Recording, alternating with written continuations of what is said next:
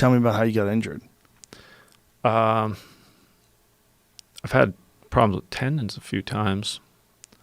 I've had some weird medical issues at different times, like things that most people wouldn't have down here. Like what? It's okay if we diverge from injury to illness. Sure. Well, one time I was starving, the time I ate the weasels. This was a protracted starvation. Like I literally was having a famine for a couple months where I was always getting a little bit of food, but not enough. How much weight did you lose? A lot. I didn't have a scale. Right. But I got real skinny. Like first I lost all my fat, then I literally lost my muscles, and I got really weak. I was still going out looking for food every day, but I couldn't go as far. I couldn't climb up the 5,000-foot mountains anymore. I got that weak. And this is over months? Over months. Wow. Didn't have enough food for a couple of months. And you couldn't fish? This was in the winter. Ice? The ice is very thick. Back thick? then, the ice used to get thicker back then. It was usually about 4 feet of ice on the lake by late winter. Now, some winters have only had 2.5 feet. But anyway, I would try fishing, but there's not that many fish there. This is a little lake a mile across, isolated in the mountains. The fish that are in the lake stay there. Like they're also smaller. They don't grow as fast. You can expend a lot of effort chiseling through. Remember, I don't have a power auger or anything. Chiseling through 3-4 feet of ice, trying to catch fish that are, this long and this big around. Right. So I was, trying to be as efficient as possible. I had out a lot of snares for snowshoe hares. There are not many snowshoe hares. There's not much small game, but I was catching a little bit every day. I'd get a grouse, I'd get a ptarmigan, I'd get a rabbit, but I was gradually getting weaker and thinner and weaker and thinner. So what happened to me health-wise, though, was that eventually when I got food, I just ate as much as I could eat. For 3 or 4 days, all I did was eat, sleep, and shit, literally.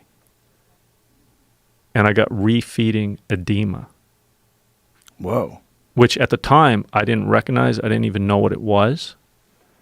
But you can actually die if you refeed yourself too fast. Like World War II, when they were liberating concentration camps. Soldiers didn't notice they're giving prisoners all the food they wanted to eat, and some people got this refeeding edema.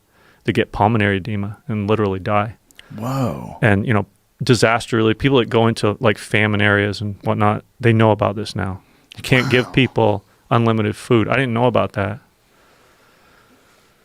So I got edema, and it was weird. I just thought like I was getting fat or something, but I was actually retaining fluids. And I didn't find out for months later. I was talking to a doctor about what had happened to me. He said, you got refeeding edema. So you were just living with it? Yeah, it didn't last that long. How long did it last? But like, I don't remember exactly how long it lasted, but within 2 weeks of when I got food, I was like all puffy, and I'm like, what the hell's going on? I couldn't put on weight this fast, but it was actually just fluid that my body was retaining. Like my chest was, I remember Sylvia pushing on it saying, you're all like spongy. And I was like, yeah, isn't that weird? Because I had been like, how'd you feel? Skin and bones. I just felt hungry. Still. I was just, not for 2 weeks, but man, for days, all I did was eat. I'd eat until my stomach just couldn't take anymore. Wow. What had you gotten? Is that when you had gotten the caribou from the moose? No, that's when I got store-bought. I got store-bought food. Oh. A friend of mine flew in. The thing that had happened was we had this arrangement where somebody was supposed to come partway through the winter that we knew that was going to bring in food and some supplies. And I kept thinking, like, I just want to survive. I want to get through it. Like, my goal is to live off the land as much as I can. And we got this arrangement anyway. Tim's going to bring us some supplies later in the winter. I'm just going to see the best I can do, and I just kept going out and getting small game. Then what happened was, even when you got a plane coming, it's hard sometimes to get in up there. And also, my friend was working during the week. He could only come on weekends. The weather was bad this weekend, and then he couldn't come, or maybe there was some other issue with the plane or something.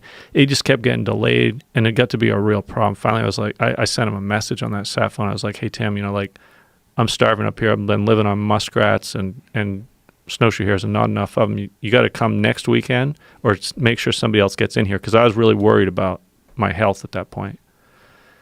So then he did get in there, and he dropped off all this food, and I just pigged out. Wow. And I I got refeeding edema.